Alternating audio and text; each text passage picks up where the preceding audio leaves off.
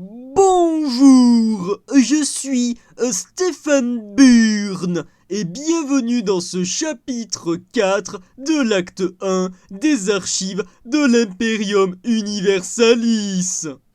Archibald Lucius s'était levé du bon pied pour préparer la finalité de son plan en vue de l'extermination du cartel du Dragon Rouge. Allant directement rendre visite au capirole-chef Krorgek Jujlam pour lui remettre les plans secrets des égouts confiés par Don Tony, Archibald avait filé directement à la mouette boiteuse pour se concerter avec Gargrim et Lugdash concernant la finalité du second plan à mettre en place. Pendant que la garde de Glarg irait éliminer le cartel du Dragon Rouge, un soulèvement de la population contre le pouvoir en place se produirait, encadré par la bande des Brokers, afin de limiter au maximum les dégâts matériels et les pertes humaines. À l'arrivée de Cassim, ce dernier avait apporté à Archibald des informations intéressantes concernant l'éventualité de priver Don Tony du soutien de Nina Caleb et d'Afi Von Duck. Là, Lugdash avait eu une idée lumineuse. Le petit groupe s'était rendu au temple de Brave où le raton laveur s'était entretenu avec la paladine en chef Théa de Goldenberg avec qui il...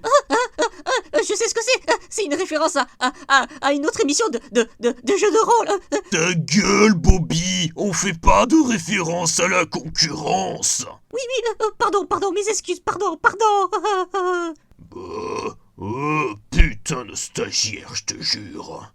Nous disions donc Théa de Goldenberg, avec qui il avait convenu d'un accord de protection des citoyens durant le chaos prochain en ville.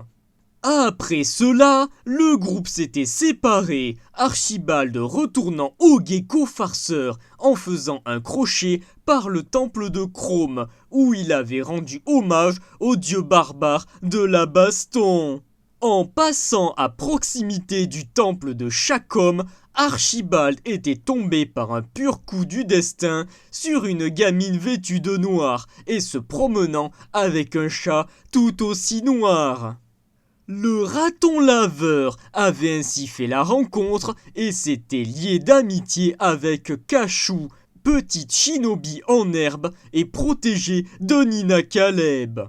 Ramenant Cachou au gecko farceur, Archibald avait attendu la tombée du jour pour aller retrouver seul ses collaborateurs à proximité du stade de Glarg. Mais sur le chemin, il était tombé dans une embuscade de Didier Lambrouille, revenu flanqué d'un contingent de ninjas pour en découdre avec le raton laveur. Fort heureusement, Cassim, Gargrim et Lugdash étaient arrivés pour retenir l'ennemi, tandis qu'Archibald avait piqué le sprint de sa vie pour rameuter des renforts.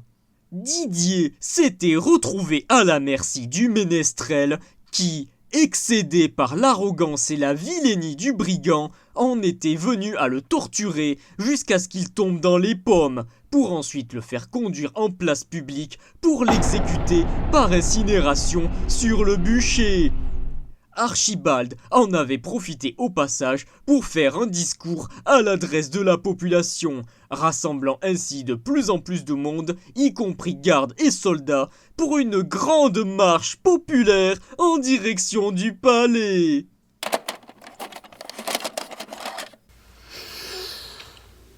Peuple de Glarg, je me nomme Archibald Lucius. Je suis le commanditaire de cette rébellion. Certains d'entre vous me connaissent, puisque j'ai fait le tour de bon nombre d'entre vous pour connaître les maux, vos souffrances, vos joies comme vos peines. J'ai pris le temps de vous connaître, et une idée globale se dégage, un mal-être généralisé, un cancer métastasé, certains diraient même. Ce conseil se nomme Waldorg, cette capitale de pacotille dirigée par des corrompu par des êtres pourris qui pensent qu'à maltraiter son peuple, à créer des taxes sur des taxes, à détruire plutôt qu'à créer. Moi, Archibald de Lucius, je vous promets que ce ne sera pas le cas si vous me suivez dans mon idée. Ce ne sera pas le cas si je deviens empereur. J'ai envie que chacun ait sa place, croyant de Euclide, comme croyant de Brave, comme croyant de Chrome. Même si, bon, c'est plutôt des barbares. Mais, trêve de digression. Je suis là pour unir un peuple qui a été jadis brisé par Waldorg. Je suis là pour créer une équité en ce monde. Je suis là pour créer de nouvelles choses. Je suis là pour faire comprendre qu'on peut faire de la politique sans la corruption. Je suis là pour vous montrer qu'on peut être indigent sans pourtant briser son peuple. Peuple de Glarg, si vous me suivez aujourd'hui, je veillerai sur chacun d'entre vous. Je ferai en sorte que jamais, au grand jamais, vous soyez pris à partie pour vos idées, vos convictions, vos religions. Peuple de Glarg, vous êtes un peuple de fiers guerriers, vous êtes un peuple de barbares. Alors montrons-leur à ces connards de la capitale qui nous sommes, qui vous êtes. Faites entendre vos voix, faites entendre vos besoins. Faites-leur comprendre que vous êtes des barbares. Faites-leur comprendre que le sang de Chrome coule dans vos veines, que ces idéaux existent encore, et que jamais, au grand jamais, la corruption vous atteindra, que malgré toutes les choses qu'ils ont fait pour vous briser, ça n'a fait que vous renforcer. Peuple de Glarg, suivez-moi, nous avons un palais à assaillir.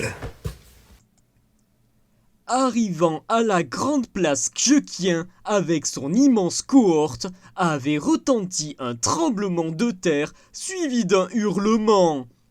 Avait débarqué des airs et s'était posé au beau milieu de la foule un jeune dragon rouge couvert d'entraves métalliques, visiblement plus effrayé que réellement agressif.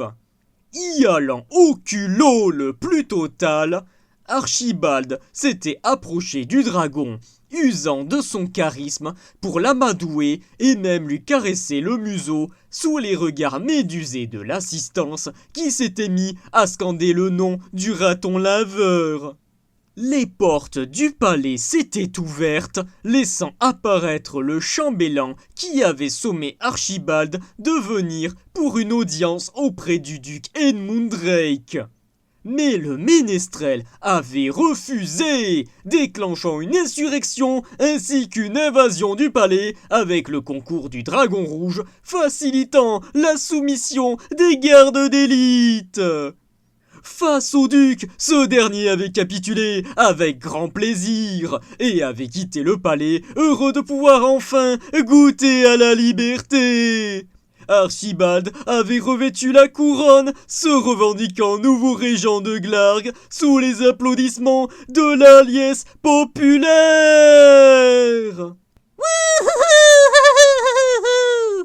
Ainsi se conclut ce 4e chapitre de l'acte 1 des archives de l'Imperium Universalis. Merci à vous d'avoir écouté et regardé. À très bientôt. C'était Stéphane Burd. À vous les studios.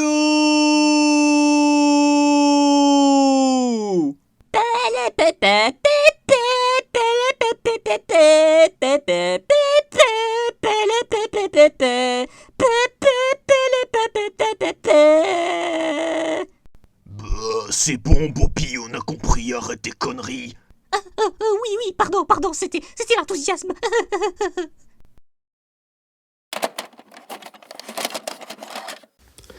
Yael Yonal, je t'écris après quelques jours. Je suis dans un profond soulagement. Les doutes que je ressentais se sont effacés. Je suis enfin devenu empereur à la mémoire d'Ernest. Mais avant qu'on en arrive là, avant d'en arriver donc à cette conclusion, il faut que je remette les choses dans leur contexte.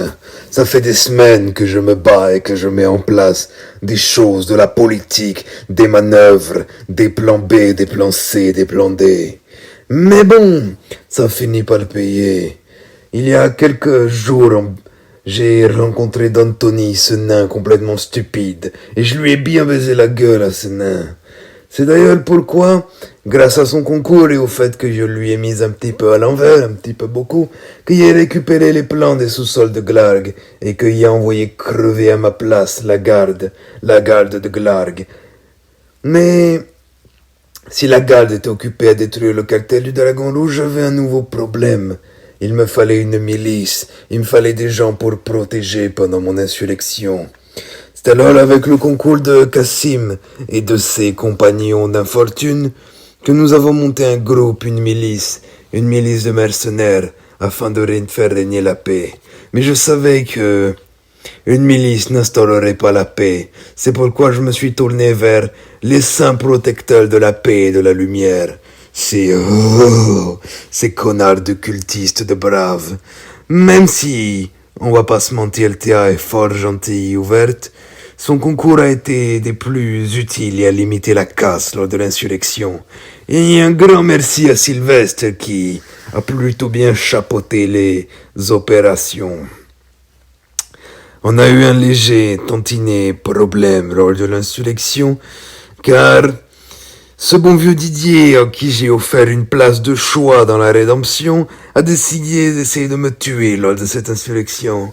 Dommage pour lui, j'ai ramené la milice et il a été le témoin de mon œuvre et qu'il fallait pas trop jouer avec mes couilles de raton laveur. Eh bien, il y a un événement par contre dans tout ceci que je n'avais pas prévu. Un dragon. Il existe bien des dragons en ce monde, et l'un d'entre eux s'est libéré lorsque la garde a détruit le cartel du Dragon Rouge. Je ne l'avais pas vraiment prévu au programme. Il est pensé que les dragons n'étaient que des légendes, comme le croque-mitaine, le Baba Yaga, et les impôts, le fisc et l'Ursaf. Mais bon, ça ce sont des digressions. Très bien. Alors qu'il en soit ainsi, y ai pris mon courage à deux mains, quitte à finir en casse-croûte autant que je finisse dans les barouds d'honneur. Et au final, ce dragonnet semblait plutôt bien m'apprécier. Il semblait grièvement blessé. Et grâce au concours du peuple et de ce dragonnet, j'ai pu récupérer le palais et faire fuir Edmund Drake de son endroit. Enfin, le faire fuir. Je pense que surtout il en avait mal de la politique, mal de la gestion, mal de tous ces nobles. En même temps, je peux le comprendre. Lui, il avait l'air d'être comme Krum, un guerrier, un barbare. Également, pendant ces derniers jours, je suis tombé sur une gamine répondant au nom de Cachou, sûrement la protégée de Nina Caleb. Il va falloir que je fasse attention et que je place bien mes pions. Je joue à un jeu dangereux, et ça risquerait de me coûter très cher si je me jouais mal mes pions, et que je plaçais mal mes pièces. Maintenant que je suis au pouvoir, les recherches vont pouvoir réellement commencer. Je vais pouvoir essayer de trouver au mieux Marcus, et au plus vite. J'ai vraiment besoin de lui. J'espère que ce connard de déserteur ne voudra pas me la foutre à l'envers et me dire qu'il va déserter de nouveau, ou rester là où il est.